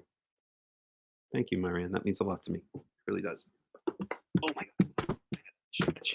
I'm in the weirdest position. You have no idea. If you guys only knew the sacrifices I make to do these Torah studies. Oh my God. Okay, hold on. My leg just fell asleep. 1 second. Hold on a second, please. Let me wake up my leg. I'll be right back.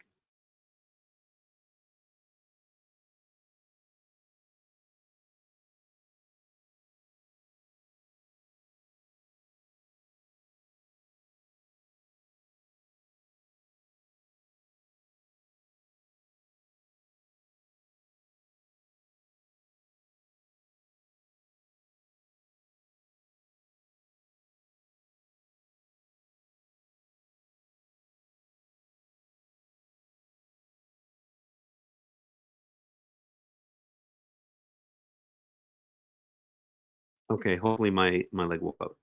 Yeah, Jesus as an historical figure had a message, had a very important message. It was an anti-Pharisaic message. He was kind of like a Karaite, basically. But he was a human being, just like Genghis Khan was a human being who was born, did something that is remembered for centuries and millennia beyond, and then died. And just like Abraham Lincoln, and just like Alexander the Great and King David, these are all people who were historical figures, had something to say, and then died. Jesus is nothing more than that, than an historical figure whose message, I guess because it was written down by his disciples, by his following, which I don't think was very big, but it happened to survive in writing. and caught on for whatever reason. And he was no more than that. He was a Jew with a message. I always say that his message was for the most part good, but also a little bit off, if you ask me. And I certainly don't believe any of the miracles that are attributed to him, the healing and the multiplication of the multiplying of bread and loaves and fishes, etc. I don't believe any of that stuff. I think this is all what we would call Rebbe stories. This is the kind of stories, the kind of legends that disciples make up about their leader, about their rabbi. And that's it. He was an interesting historical figure. Would have been a footnote in history, but for whatever reason became an important historical figure, which then turned into a movement, which then turned into a pagan religion. Okay. We're going to stop, I think. I want to try to make it to the synagogue. So I think I'm going to stop here. I think we covered a lot today. We've gotten up to verse 10. And I think we discussed a lot of important things. I think I'm going to hightail it over to the synagogue. Paul, you can catch the replay on the YouTube video. Let me throw it open to any questions or any comments before we wrap it up. It's been a good study, I think. So any comments, any questions?